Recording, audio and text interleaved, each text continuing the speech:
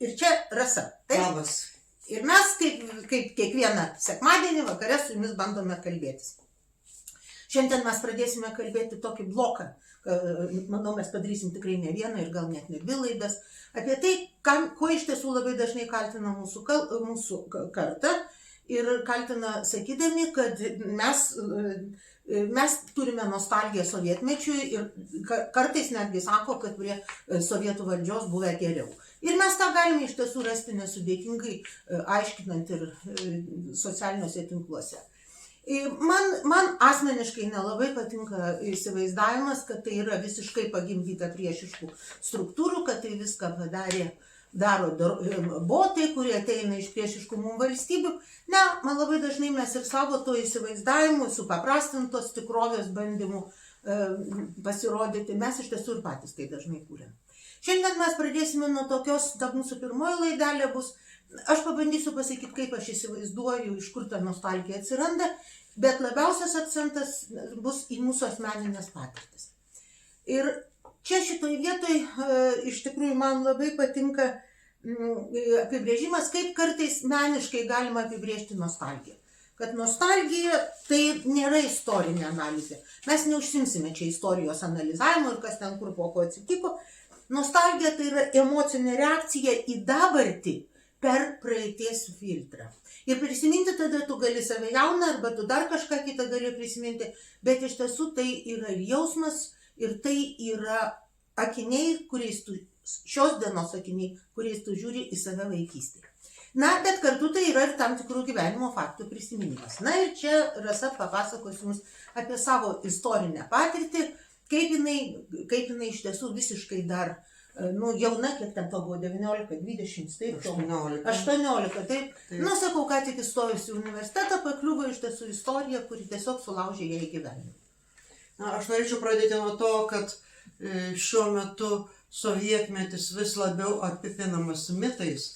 Ir man, tiesą sakant, nepatinka, kai ta praeitis idealizuojama ir ypač, kai vartojama ta frazė, jinai, sakoma, prie rusų buvo geriau, bet mes, sakykime, prie sovietų, nes tai buvo sovietų okupacija, tai buvo sovietinė diktatūra. Būtent akcentas į okupaciją turėtų būti, manau. Galbūt man labai sunku tą suprasti ir iš asmeninės patirties, nes man tikrai nebuvo geriau, man buvo daug blogiau ir man, ir mano šeimai, ir aplinkai, kurioje aš gyvenau. Ir aš jau tais laikais daug žinojau ir daug supratau, kas tai yra sovietinis režimas, sovietinė okupacija. Beje, kai atkūrėme nepriklausomybę, man atrodė, kad visi tą žino. Tai, kai buvo įprasta, visi tyli, nes sakė seneliai ir tėvai ir seneliai sakė tylėti. Čia galėjo būti tik tai artimųjų rate apie tai šnekama, kaip gyventa prie Smetonos, kaip Lietuva buvo laisva ir taip toliau. Paaiškėjo, kad labai daug šeimų, kai kurios vien dėl to, kad bijodami už savo vaikus ir anūkus, kad neprasitartų, kad po to nenukentėtų, kad kas nors neatsitiktų, nepasakojo istoriją, net apie tremtis nepasakojo, apie išvežimus, apie mūsų miško brolius, kad buvo giminėse ir šeimose. Man tai buvo labai keista. Tai va, aš esu iš to šeimos, kur pasakojo viską. Ačiū Dievui, aš irgi. Aš kokių 5-6 metų ten supratau, kad reikia atsargiai, nes to jie ateis ir neleis mums eiti bažnyčią.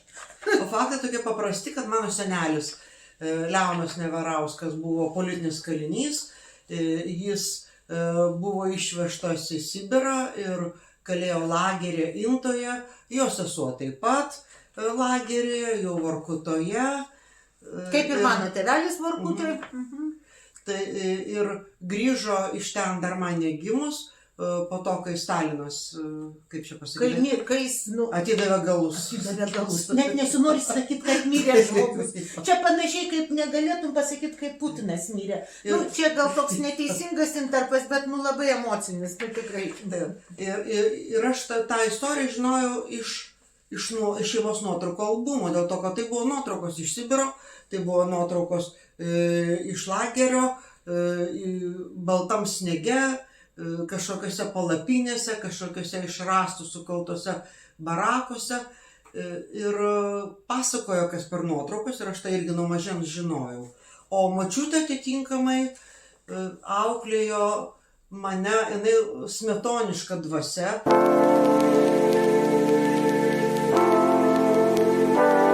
Jinai įsivaizdavo, kad jinai anūkę užaugins smetonišką panelę.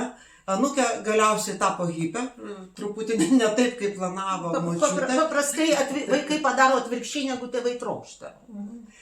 Bet mūsų šeimoje buvo, kaip ir mūsų giminiai, buvo klausomasi užsienio radijų, čerškanti, džeržgantis vefai, kur labai sunku buvo iškirsti Amerikos balsą, Vatikano radiją ir taip toliau. Ir buvo dėgiama paprastas dalykas, kad tai, ką mes šnekame mūsų artimoje aplinkoje, yra tikra. Tai, kas ten toj viešoje aplinkoje, per radiją, televizorių, spaudoje, viskas yra netikra, tai yra melas, tačiau apie tai negalima sakyti, kad nenukentėtum. Ir į komjaunimą sakė, reikia stoti tik tai tam, kad nebūtų užtrenktos durys į aukštąjį mokslą. Vienintelis tikslas. Man racionaliai paaiškino, kodėl. Vienas iš mano pusbrolių kategoriškai vis tiek nestojo, bet jam pavyko prasimušti aukštą mokyklą ir jisai... Jeigu techninės specialybės būdavo lengviau. Taip. Bio, ten... Žodžiu, techninės tikslieji mokslai ten lengviau būdavo. Tai baigėsi to, kad jis galiausiai tapo ir dėstytoju, bet ką galiu pasakyti, aš to komjaunimo įstojau, bet labai trumpai jame buvau, kaip ir studentė labai trumpai buvau. Tai nenoriu labai ištęsti, gal tu papasako apie savo senelius ir tada aš tęsiu toliau jau. Labai viskas panašiai, senelis Karagandoj, mano tėvelio tėvelis Karagandos lageriuose, mano tėtė Vorkutos lageriuose už paramą partizanams ir už tai, kad buvo partizanų rezervistas.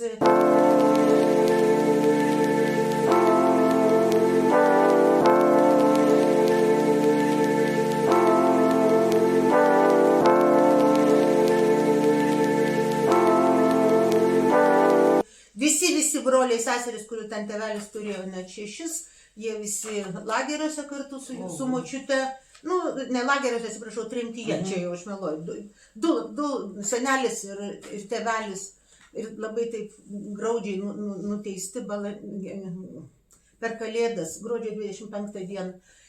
Nors tėvelį išleido iš lagerio 1956 m. vasario 16, tai aš tą dokumentą turiu ir labai man gražu.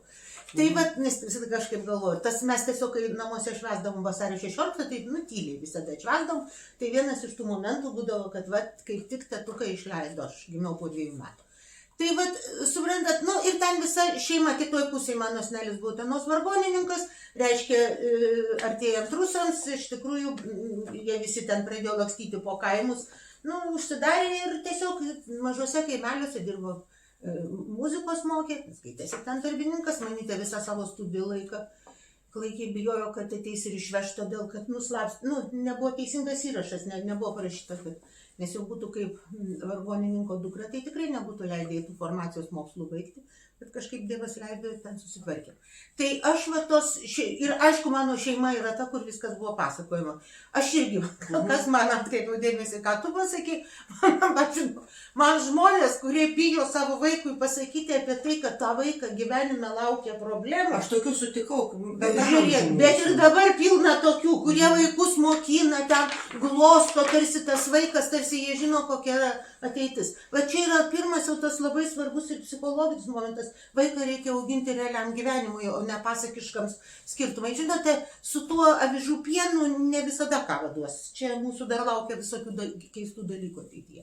Toks jau taip jau pasaulis yra padarytas. Tai aš neturiu tos kažkokios tai ten, aš apskritai manau, kad kiekviena autoritarinė struktūra, kokia jinai yra baisi ir laužanti žmonės. Bet aš turiu specialų išsilavinimą, kaip mano pirmoji profesija, politekonomija, kaip tiesa ir antroji religijos studijos, jis iš tikrųjų vienu ir kitu atveju kalba apie tai, kaip žmogus sulaužo sistemos. Religija irgi gali sėkmingai sulaužyti ir sėkmingai gali sudeginti ir žmogus gali taip įtikėti į kažką tai, kas yra negyva ir kas Evangelijoje vadintųsi fariziejai. Žmogus yra svarbiau negu kad žodis, netgi Kristus, kaip sako. Tai ta prasme, tai mes iš tiesų, kai šnekame asmenišką, mūsų patirtis yra tokia skaudi iš šeimos požiūrio žiūrint. Bet kai aš dabar atsisuku, Rasa, kaip čia mato, jau jinai pati pasakys, bet kai aš atsisuku į tą niuansą, kad, kad mums dabar būtinai reikia arba priimti tą kaip, žmonės, kurie turi tą nostalgiją sovietmečiui kaip blogį ir iš jų tyčiotis, aš manau, kad tai yra žiauriai pavojinga ir labai nesąžininga. Pirmiausia, gal tam vaikui nepasisekė su tėveliais ir jie jam nieko nepasakojo. Taip, vienas dalykas. Antras dalykas, daugybė tėvelių, aš liudiju tai kaip mokytoja, niekada su vaikais nešneka apie savo praeitį, jie yra labai užsijėmę, jiems ten reikia ir sportuoti, ir į Dubajus važinėti, dabar nuskrido kažkas į Dubajų, jau viešpatie Dieve, kiek jau 2 savaitės visi laukia karo, jie skraido. Tai, suprantat, žmonės yra labai įvairūs. Bet pulti žmogų ir žeminti dėl to, kad jam taip sako ir jis prisimena, dabar jauni žmonės kartais netgi rašo, tikrai matai, kad jaunas žmogus, kad prie Ruso ten namus davė, butus nemokamai, viskas tas yra pasakos. Taip galėjo būti, bet ten buvo labai daug sąlygų, kurias labai sudėtinga būdavo išpildyti. Tai iš tikrųjų, mano šeimoje niekas niekada nieko negavo, nei vienos kapeikos, visos vietos, kur mes gyvenom, buvo tėvelių pastatytos už pinigus ir būtas buvo kooperatinis. Niekad nieko negavo. Bet aš manau, kad vis tiek reikia vertinti realistiškai.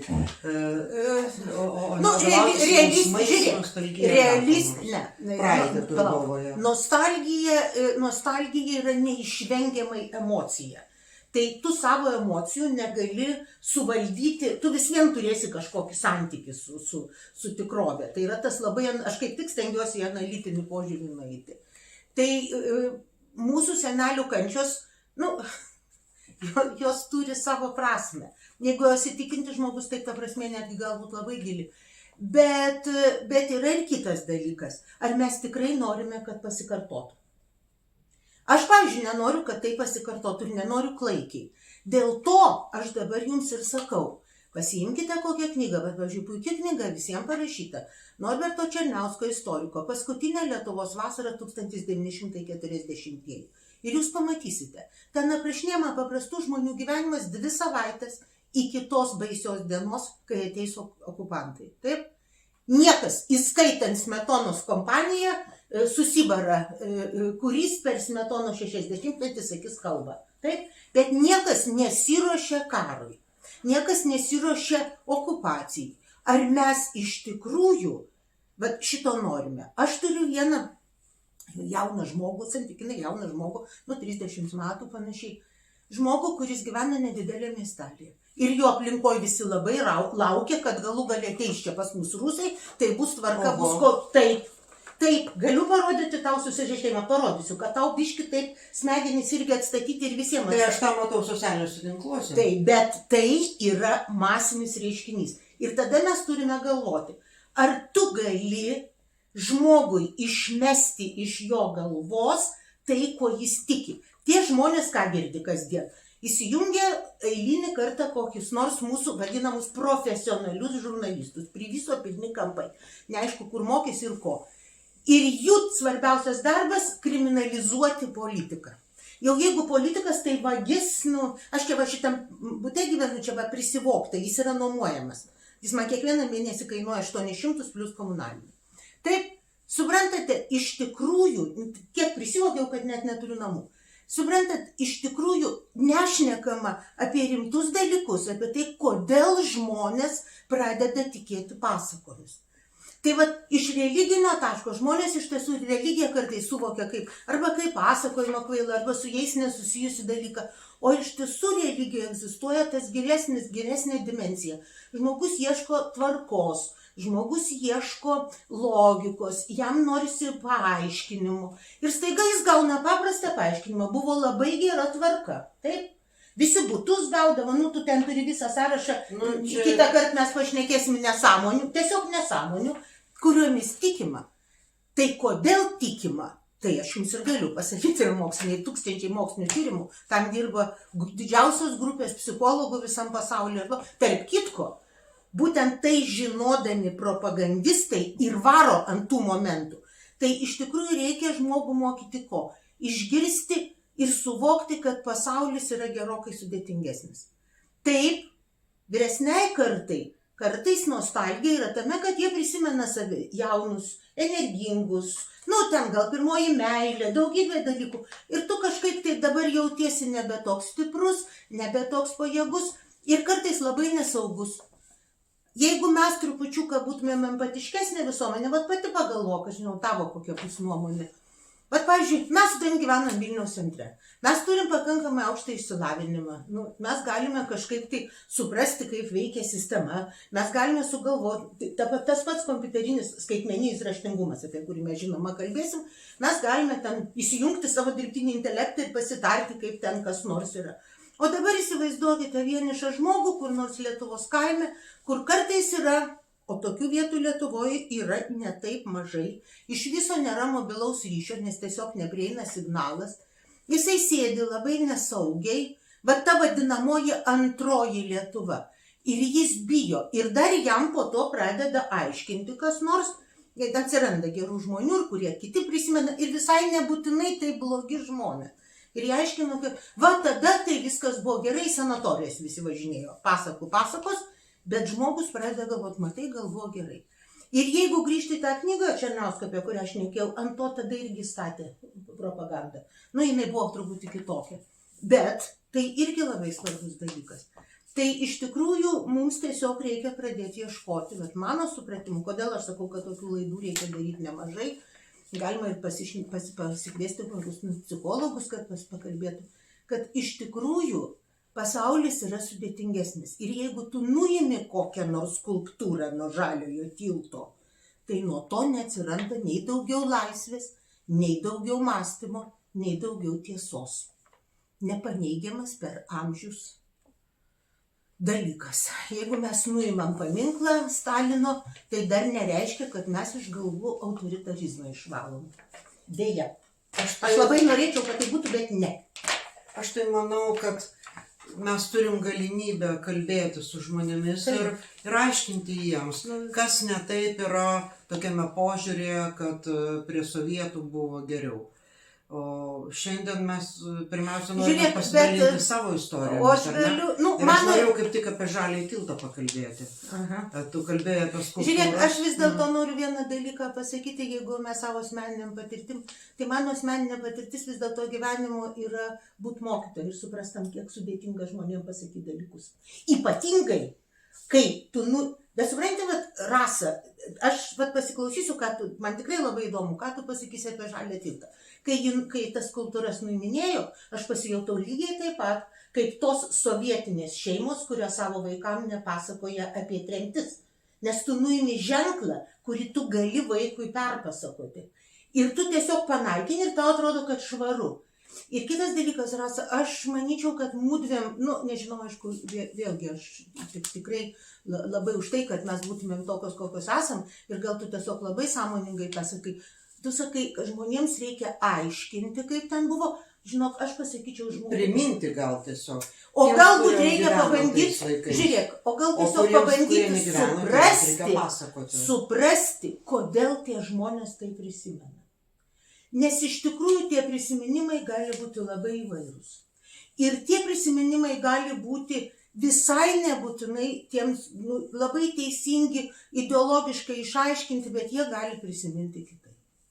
Bet ir tas, ko mūsų visuomeniai trūksta, čia visi viens kitam aiškina, kaip jis turi galvoti. Bet vietoj to, kad pabandytų suprasti, kur yra žmogaus bėda. Aš tą labai jutau pastarosius 10 metų, kai buvau politikoje. Niekas nenori išgirsti to žmogaus, kuris apačioj, politikai ateina ir papasako, kaip paaiškina, kaip turi būti. Tai aš tikrai jums neaiškinsiu. Aš galiu paaiškinti, kaip mokslininkai sako, ką aš ir atkreipiau dėmesį jūsų, bet čia aiškinti labai sudėtinga. Dabar grįžtam prie žalio tilto. Taip, žodžiu, žaliasis tiltas yra tokia vieta, kur griuvo mano gyvenimas, kai man buvo 18 metų. Čia tas žaliasis tiltas. Jis tada kitaip vadinosi. Jis vadinosi kitaip kažkaip. Jis Vieni turėjo sako, kad Dzeržinskio vadinosi, kažkaip o Deržinskio. kiti sako kažkokį kitą pavadinimą, bet aš atsimenu kaip Dzeržinskio. Bet tikrai jisai Deržinskio gatvė ten, Nes ta ten Kalvarijų gatvė, gatvė taip, buvo Deržinskio. Tikrai jis ne žalesis. Tai va, ta istorija buvo tokia, kad taip. nors mano seneliai man palinkėjo įstoti komjaunimą tam, kad aš galėčiau studijuoti, bet visą tai tęsiasi labai trumpai, nes įstojau į architektūrą ir po sėkmingo pirmo semestro ir po sėkmingos pirmos sesijos, jau ne vieną kartą pasakau tą istoriją, dėl to dabar trumpai priminsiu. Nu, ne visi girdėjo, tai galiu ramiai papasakoti. Žodžiu, mes susitikome su klasiokais atšvęsti sėkmingą sesiją, visi gerai baigiam ir mokyklą gerais pažymiais, ir sesiją gerai išlaikėm be skolų. Ir baigėsi mūsų šventė, kad mes ėjom iš vienų namų į kitus, vis dar vieną klasioką pasiėmėm dar vieną, po to kai kurie jau grįždavo į namus ir mūsų penketukas, tiesiog buvo šalta, taigi buvo žiema, tai buvo sausis, mes užėjome į centrinį paštą, nes vienas iš klasiokų pasakė, kad ten dirbo pažįstama mergina, mes ten galim pabūti sušilti, ir jis pamatė ten kabantį ant sienos Lenino bareljefą. Ir jam šovė tokia mintis, kad jis tą Lenino bareljefą parsineš namo, pasikabins ant sienos ir tada visi matys, koks jisai yra politiškai teisingas. Bet čia buvo patyčia buvo turbūt. Čia buvo, jis pasinešė, iš tikrųjų norėjo, bet jis pasišaipė. Čia pasipajokavo, kad tada visi matys, koks jisai va čia toks, reiškia, teisingas. Labai normalus paėmė 18-mečio poelgis. Tai atrodė kaip pokštas mums visiems. Ir mes išėjome su Lenino bareljefu ir tuo metu, kai iš centrinio pašto ėjom per Žaliąjį tiltą, mus pasivijo milicijos mašina ir, žodžiu, tas mano klasiokas numetė bareljefą, bet norėjo įmesti nerį, bet pataikė ant šalia ledo, šalia srovės ledo ir, žodžiu, tie milicininkai pamatė ir baigėsi tuo, kad mus ten tardė ne tik milicija, bet ir KGB, visus pašalino iš aukštųjų mokyklų, praktiškai tais laikais buvo vilko bilietas, dėl to, kad buvo prašyta už elgesį nesuderinama su tarybinio studento morale ar kažkaip ten formą.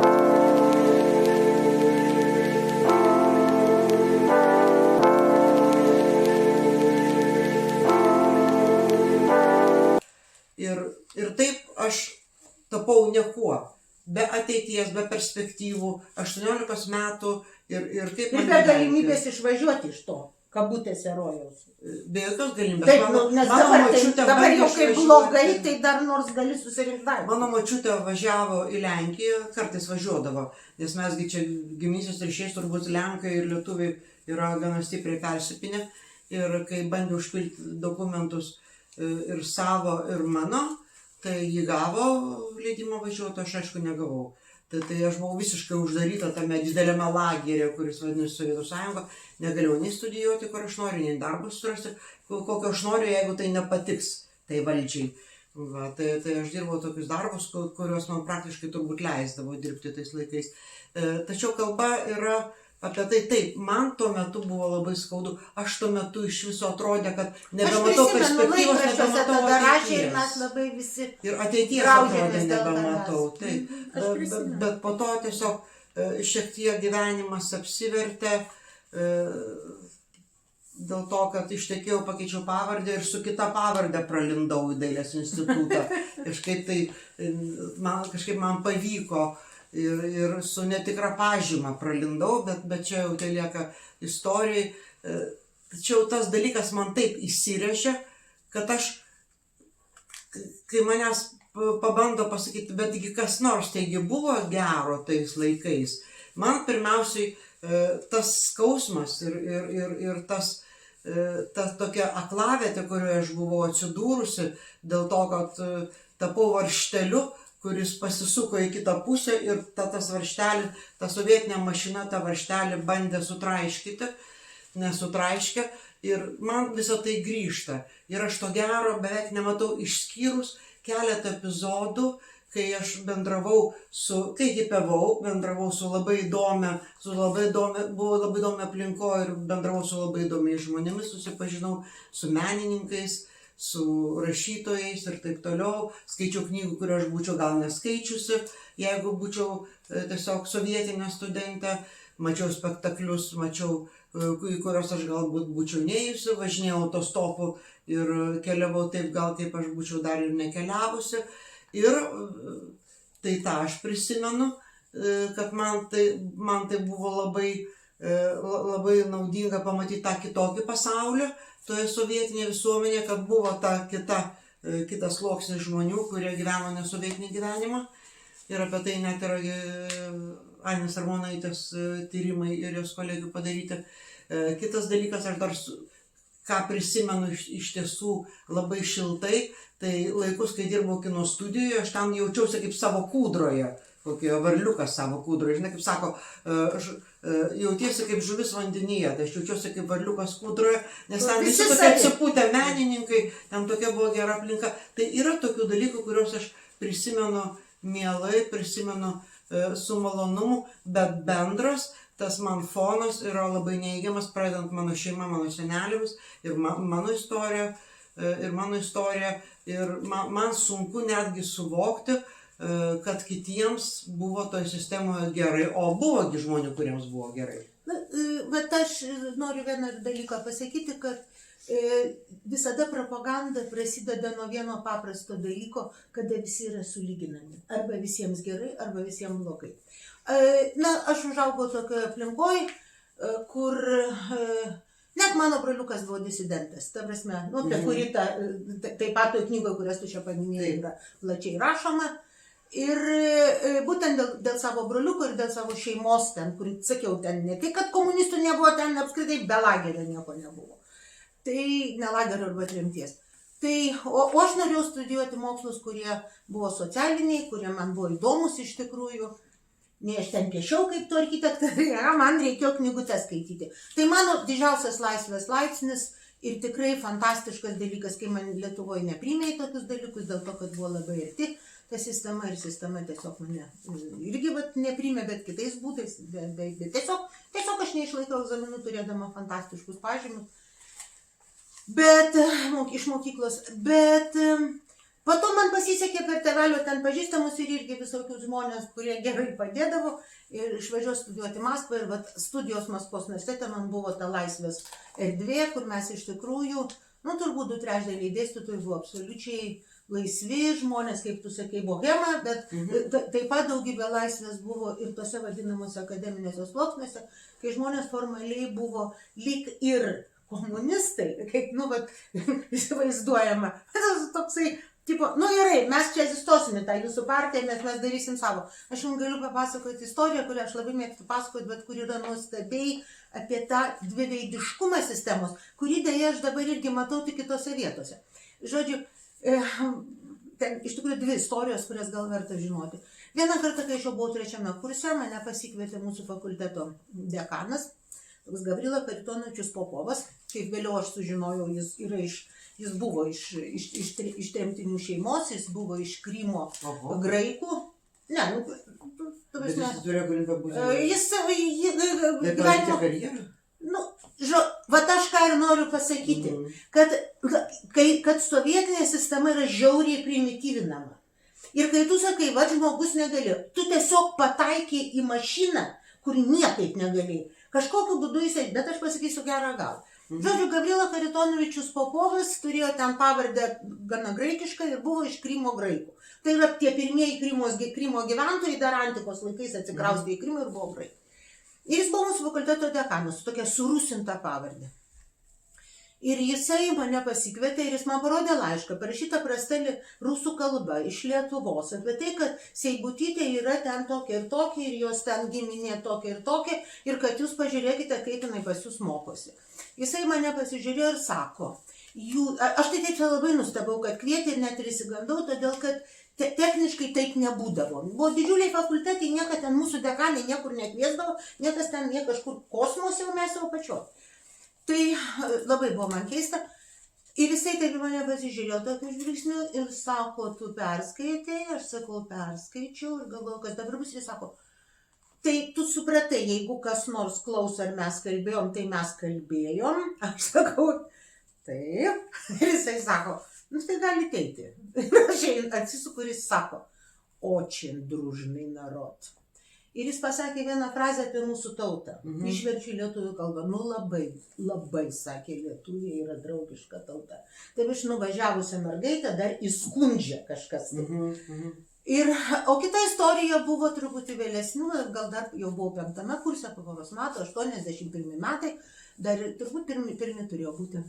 Dar buvo gyvas Brežnevas ir mes turėjom tokį dėstytoją, labai žavų, jis po to buvo tas pirmasis, kuris vėliau per TSRS suvažiavimą, tą pirmąjį, kur ir mūsų jau delegacija važiavo su Landsbergiu ir visi kiti, išstoti iš Sovietų Sąjungos. Jisai buvo pirmasis, kuris atsistojo ir pasakė, kad reikia panaikinti 6 sovietinės konstitucijos straipsnį, o tai buvo straipsnis apie vadovaujančią partijos vaidmenį. Vadovaujantį partijos vaidmenį, ten skandalas po to didelis, aišku, po to panaikinti. Kaip mes suprantame, bet tam reikėjo dvasinės jėgos. O jeigu grįžti 10 metų iki tos dienos, kol jis tai pasakė, jis mums skaitė paskaitą kažkokį ypatingai keistą mokslą, ten jis mus mokė, šios apie kolūkius ir tarybinius ūkius, bet jis labai įdomiai skaitydavo paskaitas, jos buvo natūralios, tu kiekvieną sistemą gali nagrinėti iš tikrųjų ir gali nagrinėti ideologiškai. Jis buvo tas tikrasis mąstytojas, kuris žiūrėjo, kaip ta sistema realiai veikia. Ir ta paskaita buvo gera, ir mes pradėjom ploti po paskaitos, ten mūsų kokie 300 tų klausytojų buvo. Ir jis taip į mus atsisuko ir sako, ko plojat? Sakė, paplosit, kai bus bulvių. O bulvių bus, kai nebus tarybų valdžios. Apsisuko ir išėjo. Oho. Absoliučiai. Suprantat, bet dėl to aš ir noriu, Rasa, pasakyti, kad labai blogai, labai gerai, kad mes turime su tavim savo tokią, skirtingą ir kartu labai panašią patirtį. Bet supranti, jinai ir panašiai. Pavyzdžiui, mane labai dažnai kaltina, kaip aš politinio kalinio dukra važiavau į Maskvą mokytis politekonomijos. Ačiū Dievui, aš turėjau labai protingą šeimą. Mano tėvelis iki ašarų susigraudino, kai aš įstojau. Ir jam čia buvo gyvenimo svajonė, kad jam mokytis neleidžia, kai jis grįžo iš lagerių, kad dukra baigs įmanoma geriausią universitetą. Jau nuo vaikystės ten mokslas buvo namuose, aš ten nežinau, būčiau ką nors apie mokytojus pasakius, tai mane ten, nežinau, sieną būtų suleidęs tėvelis ir kaip. Ir žodžiu, ir taip mano giminiai daug akademikų ir daugybė visokių, kaip ir mano brolis, kuris ten man iki jo proto, tai kaip iki mėnulio. Suprantat, ir iš tikrųjų, bet žmonės kažkaip ištraukia iš konteksto vieną dalyką, o visada dalykus reikia žiūrėti bendrame kontekste. Kiekvienoje sistemoje yra nesulūžtančių žmonių ir kiekvienoje sistemoje yra sulūžtančių žmonių. Aš, pavyzdžiui, daugelis tikriausiai įsivaizduojate, kad aš esu labai konfliktiškas žmogus ir labai aštri ir labai nemėgstu kompromisų. Realybėje dažnai yra labai kitaip. Aš netgi toj sovietinėj tikrovėje, aš tiesiog norėjau dėstyti. Tiesa, kai grįžau, manęs į darbą nepriėmė Vilniaus universitetas, nes, kaip pasakė tuometinis rektorius Jonas Kubilius, kol aš gyvas Bobos universitete nedėstysi dar iš tokios šeimos, nes aš negalėjau niekaip stoti partiją, o politekonomiją dėstyti turėjau būti partinis. Tikrai manęs būtų niekur nepriėmė ir ten sunkiai sukosi, bet po to jau, kai aš grįžau su kandidatu, mokslų kandidatu, paskui daktaro laipsniu, tai jau baigėsi tas sovietinis rojus kabutėse ir jau buvo galima gyventi. Kaip ir tu, išsisukai iš visko, kai pasibaigė sovietinis rojus. Ir tada galėjau pati nuspręsti, ko aš noriu ir daryti tai, ką aš noriu. Taip. Ir siekti tų tikslų. Taip. Bet aš labai noriu, kad mes ir toliau kalbėtumėm tokių. Ir jūsų patirtis mums labai įdomios, jeigu kas nors norėsite pasidalinti su malonumu ir atsakyti. Aš ten norėčiau paprašyti, kad komentaruose galėtume trumpai parašyti apie savo patirtis. Ir visai nebijokite, jeigu ji gera. Todėl, kad aš dabar jau kalbu kaip profesionalas, kurio profesija sistemas analizuoti. Sistemos yra visa gerokai sudėtingesnės, negu jas nupaišo propagandistai. Nesvarbu, ar iš kairės, ar iš dešinės, ar iš labai vieno kampo ar kito. Čia yra labai sudėtingas dalykas. Ir jį labai niuansuotai reikia žiūrėti. Bet visos patirtis yra labai įdomios. Ir mes turim ieškoti to kelio, kad nepasikartotų, mes turim bandyti vienas kitą išgirsti. Va čia yra turbūt. Aš dar noriu grįžti mintimis į tuos laikus sovietinius kai aš būdama paauglė ir po to jau jaunu žmogumi skaičiau Hemingwėjaus Fiestą tokią knygą. Aš buvau ją visiškai susižavėjusi, nes tai buvo su autobiografiniais motyvais parašytas. Gyvenimas Hemingwėjaus Paryžiuje. Ir skaitydama tą knygą aš tik tai galvodavau, na taip, kaip nuostabu, bet kartu liūdėdavau, kad niekada aš to Paryžiaus nepamatysiu, niekada aš tokio gyvenimo negyvensiu, nes taip atrodė, kad ta sistema niekada nesubirės. Ir dabar galiu pasakyti kad aš buvau Paryžiuje, pirmą užsienio valstybę, į kurią aš išvažiavau, kai atkūrėm nepriklausomybę, buvo Prancūzija, pirmas didmiestis buvo Paryžius. Ir dabar aš jau buvau gal 3 kartus. Ir kas man yra įdomu, kodėl aš tą knygą dabar prisiminiau, man yra įdomu palyginti tuos laikus vakaruose, kur sovietai neužėjo po Antro pasaulinio karo ir tas teritorijos, kur sovietai užėjo. Ir ne taip seniai buvo rodomas filmas, bet galima jį rasti, vokiečių televizijos mini serialas Kudamas. Kudamas tai yra Berlyno prospekto pavadinimas, yra Kurfürstendamm, tai yra vakarų Berlyno, vakarų Vokietijos priklaususi Berlyno dalis, bet vokiečiai sako Kudam, trumpina, ir tas serialas vadinasi Kudamas, apie pokario tą vakarų Berlyno dalį, apie vertybės, kaip jos keičiasi, apie emancipaciją, apie kultūrą, apie gyvenimo būdą.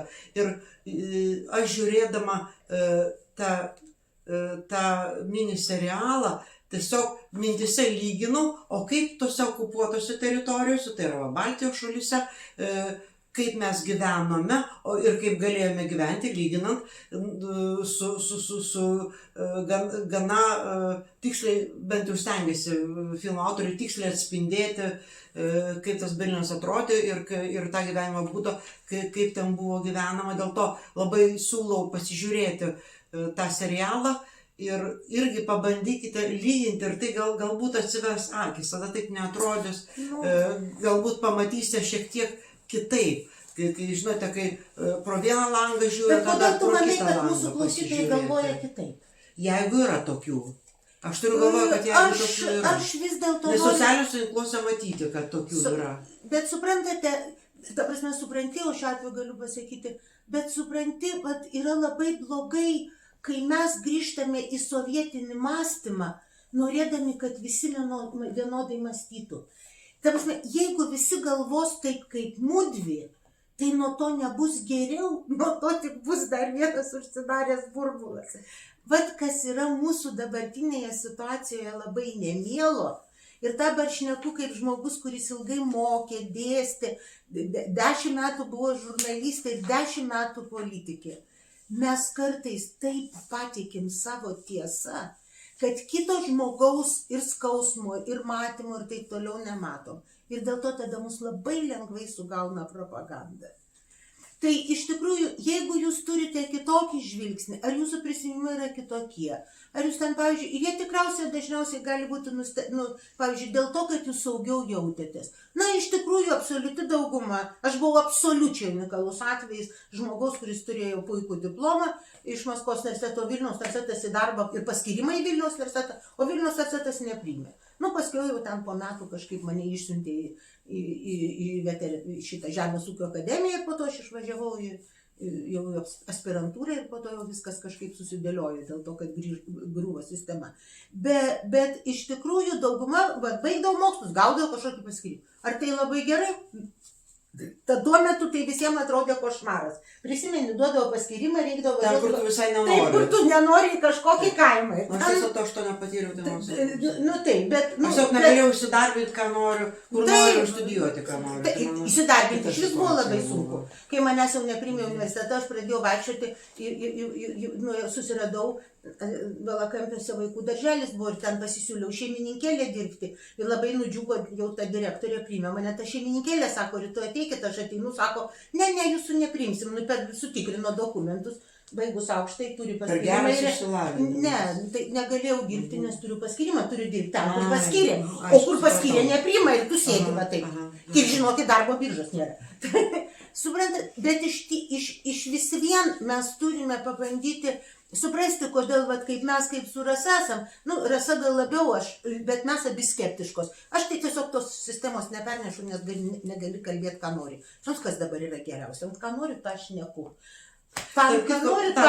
Dar prisiminsiu iš tų laikų. Kaip dažnoji šeimoje ir dažnoji giminiai, kažkas liko Lietuvoje, kažką išvežė per prievartą į rytus, o kažkas pabėgo į vakarus. Tai iš mūsų šeimos viena močiutė sesuo pabėgo ir persikėlė gyventi Amerikos žemyną, konkrečiai Kanadoje, visiems siųsdavo siuntinius, bet įdomiausias dalykas toks, kad vienas giminiai mūsų buvo ten toks giminaitis atėjęs, tai yra vienos, kaip pasakyti, nu, atėjęs iš šalies per santuoką, jisai buvo komunistas ir kai ta teta atvažiuodavo čia į Lietuvą, jis sakydavo, pasiūs ten Amerikoje, ten blogai, pagal propagandą. Ir jis sako, gerai, gal ir blogai, bet aš galiu išeiti į gatvę ir pasakyti, kad tai yra blogai, kad man nepatinka prezidentas, kad man nepatinka tas ar tas, o tu gali išeiti į gatvę ir pasakyti, kad tau Brežnevas nepatinka, puikus tai baigsis. Tai vat, už tą laisvę. Už tą laisvę nieko nėra svarbiau. Ir mes abi atsisėdom, susigalvojom ir plepam. Taip. Prie okupantų niekas mums būtų neleidę. Ir mes dar ne vieną kartą kalbėsime šiomis temomis. Čia labiau mes skiriame papasakos savo istorijas, bet pavyzdžiui, nu, aš tai labai skatinu Rasą, kad mes šitą temą imtumėm, todėl kad iš tikrųjų aš matau labai daug tiesiog grėsmių visuomeniai dėl to, kad žmonių patirtis, vyresnių žmonių patirtis yra tiesiog nurašomos ir jie pateikiami kaip kvaili ir suvedžioti botų. Nu, taip negalima su žmonėm elgtis. Žmonės tiesiog turi įvairias patirtis.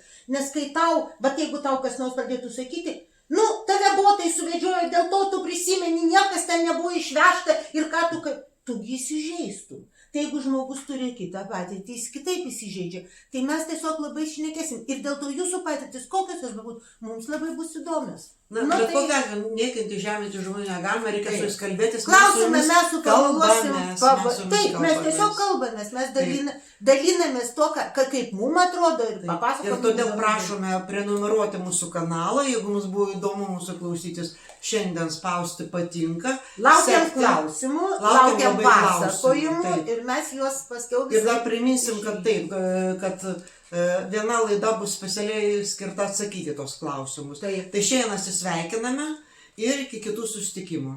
Dėkui, kad buvot. Tai buvo Žila laida.